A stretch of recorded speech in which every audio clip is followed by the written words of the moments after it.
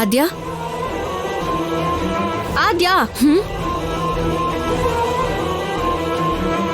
ರಾಜಿ, ನೀನ್ ಯಾವಾಗ ಬಂದೆ? ಇದು ವಿಚಾರಿಸ್ಕೊಳ್ಳೋ ಟೈಮಾ? ಯಾಕೆ, ನಿನ್ನ ವಿಚಾರಿಸ್ಕೋಬಾರ್ದಾ? ಏನ್ ಆದ್ಯಾ, ಇಲ್ಲಿ ಏನು ನಡೆದಿಲ್ಲ ಅನ್ನೋ ಹಾಗೆ, ನಿನಗೂ ಇದಕ್ಕೂ ಸಂಬಂಧನೇ ಇಲ್ಲ ಅನ್ನೋ ಹಾಗೆ ಮ್ಯೂಸಿಕ್ ಕೇಳಿಸ್ಕೊತಿದ್ಯಾ? ಏನ್ ನಡೀತಾ ಇದೆ? ಸೀನು ಮಾವ ದುಬೈಗೆ ಹೋಗ್ತಿಲ್ವಾ? ಹೋಗ್ತಿದ್ದಾನೆ ಅನ್ಸುತ್ತೆ.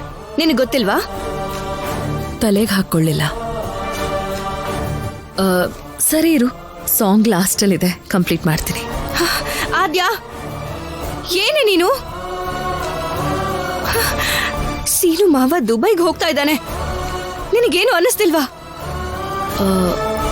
ಆಕ್ಚುಲಿ ಹ್ಯಾಪಿ ಜರ್ನಿ ಹೇಳಬೇಕು ಅನ್ನಿಸ್ತು. ಹೋಗುವಾಗ ಹೇಳ್ತೀನಿ.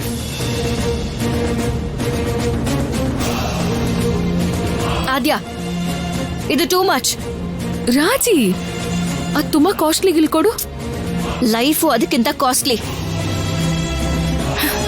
ನಿನಗೆ ಜಾಗ್ರತೆಯಿಂದ ಇರಕ್ ಬರಲ್ವಾ? ಅಷ್ಟಕ್ಕೂ ಇಷ್ಟು ನಿರ್ಲಕ್ಷ್ಯದಿಂದ ಹೇಗಿರ್ತಾ ಇದ್ಯಾ?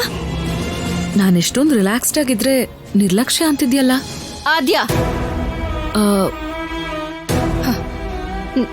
ನಾನು ಸೀರಿಯಸ್ ಆಗಿ ಮಾತಾಡ್ತಾ ಇದ್ದೀನಿ. ನಾನು ಸಿಲ್ಲಿಯಾಗಿ ಮಾತಾಡ್ತಿದ್ದೀನಾ? ಹೌದು. ನಿನ್ ಲೈಫ್ ಅಂದ್ರೆ ನಿನಗೆ ಸೀರಿಯಸ್ನೆಸ್ಸೇ ಇಲ್ಲ. ನಾನು ಸೀರಿಯಸ್ ಆಗಿರೋದ್ರಿಂದಾನೇ ಅವನು ಅವನ್ ಬದುಕಿನ ಮಾರ್ಗನ ಹುಡ್ಕೊಳಕ್ ಹೋಗ್ತಾ ಇದ್ದಾನೆ. ಓಹೋ, ಬದುಕಿನ ಮಾರ್ಗ. ಮಾರ್ಗ ಅಂದ್ರೆ ಮೀನಿಂಗ್ ಗೊತ್ತಾ? ದಾರಿ. ಬದುಕಿನ ಮಾರ್ಗ ಅಂದ್ರೆ ಅವ್ರವ್ರ ದಾರಿನ ಅವ್ರು ನೋಡ್ಕೊಳ್ಳೋದು ಅಂತಲ್ಲ. ಒಂದ್ಸಲ ನಿನ್ ಮನ್ಸ್ ಹತ್ರ ಕೇಳ್ಕೊ. ಮಾವ ಮನೆಯಿಂದ ಅಷ್ಟೇ ಅಲ್ಲ, ಆ ಮನಸ್ಸಿಂದ ಕೂಡ ಹೊರಟೋಗ್ತಿದ್ದಾನೆ. ಅದ್ ನಿನಗೆ ಅರ್ಥ ಆಗ್ತಿದ್ಯಾ? ಆದ್ರೂ ಯಾವಾಗ್ಲೂ ಹೊರಟೋಗಿದ್ದಾನೆ.